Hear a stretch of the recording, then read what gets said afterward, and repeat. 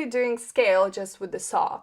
There is no engraving in this one. Actually, the scale pattern is not hard at all. The tail, we're going with the round, but when it comes to the head, we will have to bend it. And we have to heat that up just on that last part of the soldering. You can create that rounded look, and it does look like a beautiful snake scale. Hello guys, and welcome back to my channel. Today we will be making snake jewelry. I do love the topic. I made necklaces, earrings, rings, like really different styles too. I truly love this topic because you can be very experimental with it, because it depends on you how much you want to accentuate that snake. But this time we have very elegant scale on the snake itself, and we have even the shape of it too. And we will be doing scale just with the saw. There is no engraving in this one, but if you wouldn't know how it's done, you would say that it's engraved, because we can go deeper with the saw. We can be very sharp and crispy. I will show you how to create that scale looking more throughout, more natural, rounded, but still keep that elegance going. And we will wrap everything into a ring. And actually, I will show you two types of the rings that you can make with the scale. And I will show you two ways how you can solder that head on. Because, you know, more options we have with soldering, the better, because at least one maybe will work. And I will show you how to sand and polish everything. It will be fun. And I have to announce that this video is sponsored by GRANDE, which is a big jewelry supply store where you can find various things from equipment, silver, everything you might need for your jewelry creations. And they're giving you a code with $20 off your shipping price. Thank you, GRANDE, for sponsoring this video. So I think we have to start this. And we're starting everything by measuring our D-shaped wire, which is 2 millimeter thick, and it goes for 12 gauge. I'm showing you two types of the ring. So for the small one, I was making 16 size of the ring, and for the big one, it's 18 size of the ring, which is inside diameter. When we prepared our lengths, now we can start to make a scale pattern. And I'm starting that on a very easy note. Actually, the scale pattern is not hard at all, because we're making everything in steps. First of all, we're focusing on that front part. We're just eyeballing here. We don't need to be perfect. The main key here is just to go gradually to a smaller side. And we work kind of in parts when it comes to gapping those lines. The first part of the snake we will make bigger, middle part a bit smaller than that bigger one. And when we're going to the tail, we want very narrow scaling, so we want those lines would be very close together. Now I prepared my bench pack for sawing. You have to make your work comfortable. When we're working with scales and doing everything with the saw, we have to make sure that nothing will hit our finger, because, you know, wire can twist and that saw blade can go further. We don't want to have our finger there. The best tip I can give you when you're sawing, always pay attention where that saw will go when it will go further. Always pay attention to that, because it can slip, your saw blade can break, so everything might cause injury. We don't want that, and we need to be close to the saw as well, because it's easier to control the sawing. So make sure you know where that saw blade will go and you can saw safely. Because as you see now, I'm going around my snake with the pattern because I need to connect all those lines. So if I need to connect them, I need to roll my wire myself. Sometimes saw blade slips, for sure, but it always slips and punch in that wood peg. You have to have some kind of wall where that saw blade is going, and then you will be good to go. All that scale pattern making is like going around your wire. Just you can't go around your wire from the first go. You have to make the lines that you can follow to. That's why we crisscross that front part of our wire, and then it was way easier to travel around and make it rounder with extended lines. Usually I always anneal before my bending because it gives you even bending. Because when you work with metal, everything is hardening the metal. It could be harder in some parts, it could be softer in others, so it won't be even bending. I like to have insurance in my work. Here is like very live view because we're even shaking with the camera, which I'm sorry about, but it happened. So what we're doing here, we're just bending our snake into the ring shape. We need to overlap our wire, but not making that round. With the tail, we're going with the round, but when it comes to the head, we will have to bend it. So don't make it round. It will be just harder to make it straight again. And in every step of the way, we have to check in with our stones if everything is looking balanced because we want balance, right? So we don't want to have that very long neck of the snake because if you have extended lines somewhere, we have to have support from the bottom part. Then you have to rethink your design and maybe add some more wire or wrapping around. So that is that technical part of making jewelry and why some jewelry are totally uncomfortable and why some are. In this case, I had a very long stone. So for me, I had to make that neck even shorter because I need to keep that balance going, if that makes sense. Now we came back to that creative part again because we want to create the feeling that we actually make a snake. So that tail looks a bit rough still. We need to make sure everything is very smooth. We have a beautiful thin tail. It's not easy to bend the metal. It looks easy from the camera, I know, but it's not because you have to be pretty stable with your hands. And filing some parts actually does a really good help to bend it because that bending is like butter at that point. Now it's the time for snake heads. As you know, when I'm creating bezels, I always start with my pliers. Sometimes I need just a little bit of that bending, and then I'm just grabbing my stone and wrapping that around. And I'm working with 0.4 millimeter thickness of a wire when I'm doing bezels. It's just more stable for me. I hate 0.3. I truly hate it. Yeah, if you're good with that, I'm very happy for you, but it's just not for me. When you're connecting your bezel, always make sure that everything is smooth and connected.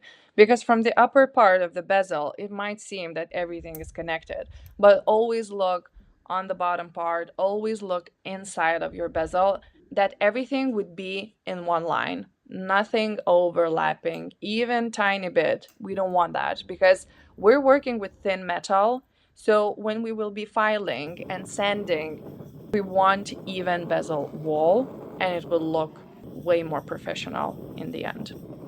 We had too much fire there, but I have to fill my big gas tank, so now I'm like just playing with big fire. So yeah, I don't recommend that. Take smaller torch. Now we're just checking our bezel size and I'm very happy with both of them. They're tight as I want them to be, but not too tight, you know?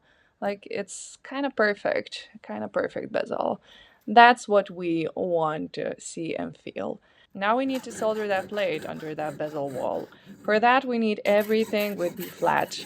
The best thing is just to take a new flat sheet and have that flat. I always do that. Just save so much time and then we go to that sanding paper because we need to make sure our bezel walls are even and flat enough for our bezel plate.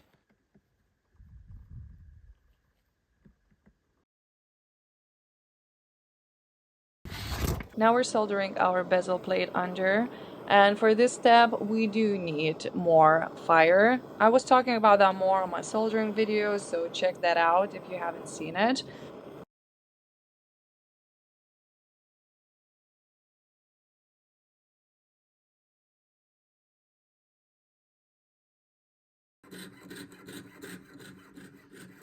We're finishing off our bezel setting, so for that we need to cut as much as we need.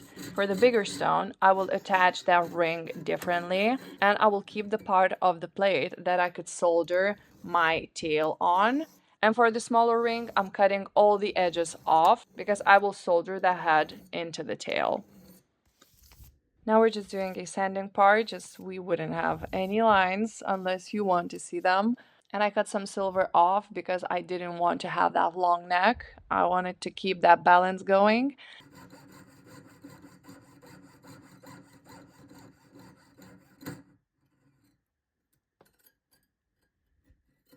And for the smaller one, I'm preparing the placement for the head. First of all, I'm cutting some metal with a saw because it's the easiest way how you can reduce a lot of the metal. Preparing that flat spot on the bottom because our bezel is flat on the bottom as well.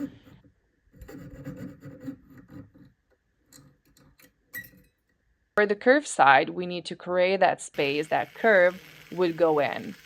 For that, I'm using a ball burr. It's very good way how to reduce metal, and it's the quickest way as well. I took a bigger ball burr, then I took the smaller one. Just see what you need to have, but we need to have that flush, beautiful connection that our solder would be running freely.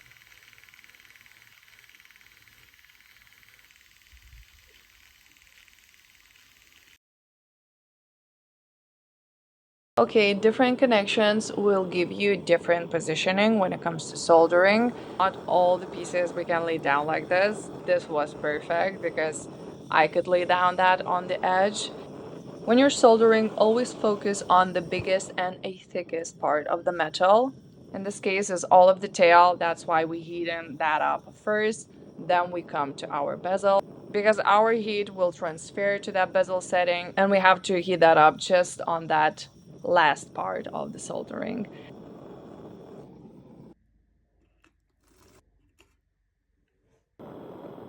For the smaller one, I couldn't lay down like this, so I had to use positioning just with third hands. I have separate video about it. There I'm explaining more how to actually work with third hands because it can be a very big heat sink and you have to know some things to work with that. Finally, we came to a sanding part, which is very exciting because it takes some time to create an art, you know? We have to sand everything beautifully, and that means everything. We have a scale on our tail, so we have to pay attention more how we're sanding because we don't want any sharp edges and we want it would look as smooth as it can look. This is how we make it as it would look like engraved. Plain, beautiful lines, not made with choppy sewing or something. So we can bring a piece to life from sanding and polishing, that's for sure. I spend so much time sanding because bad sanding can make a piece look even worse than before, and a good sanding can give you such a beautiful result. That's why you have to spend time there. There is no quick sanding. There is no such a thing. Of course, with years and practice, you can be efficient and quicker, but there is no quick sanding.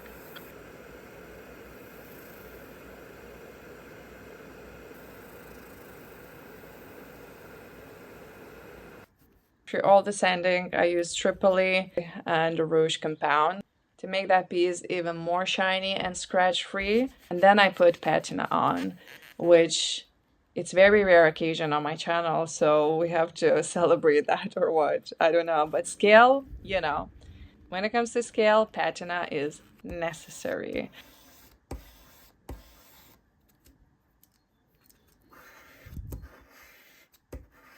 Finally, we can set the stone. You want that bezel to be tight and beautiful. That is like 80% of your stone setting. If that stone is fitting like that, then we can set that edge on top, seal it. I will link a video where I'm talking more throughout the stone setting part that you could know what I'm doing exactly.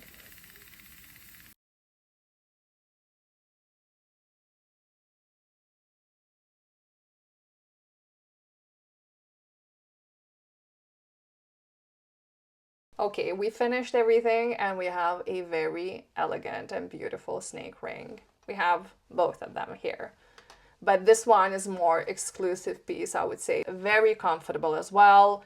That's very important when I'm creating jewelry, that jewelry would be comfortable. So it means it can't be too heavy, it can't have sharp corners, anything. It has to be very smooth and beautifully laying on your finger. That's why I chose to create this pattern on the D-shaped wire. But when you're sawing that, you can create that rounded look, and it does look like a beautiful snake scale. And saw makes everything not as perfect. That's why I love to make scale with the saw, because that imperfect creates that natural aspect about the snake. Usually I'm very fussy when it comes to snake jewelry if I see that, because it's too perfect. It's just too perfect. It just loses that natural aspect of that movement, because when you're creating the shape, it means that snake is moving. And when you have that natural aligning, it just makes that vision for you. It creates that elegancy going on the ring. Well, at least I'm designing that way. When the snake is moving, it's like stretching some parts of the snake's skin. So it makes that scale look bigger in some parts when it's bending and smaller in other parts. That's why I'm making bigger scale and going gradually to that smaller side of it creates that whole beautiful movement. I truly love how this piece came out, because it looks so different. It looks special.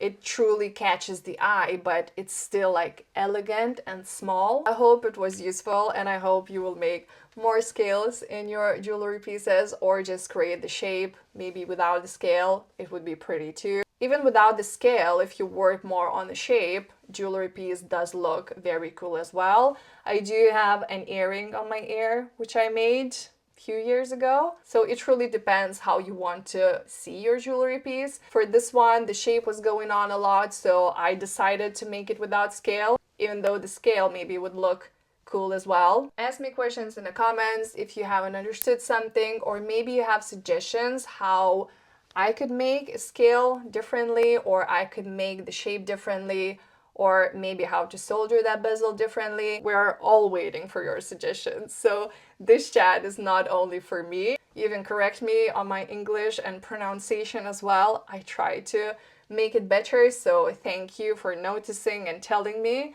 I will just get better. I just love to try out your ideas and show for us all. So if you have suggestions, even for this channel, I would love to hear that. And yeah, I hope you like it. And I will see you in my next one.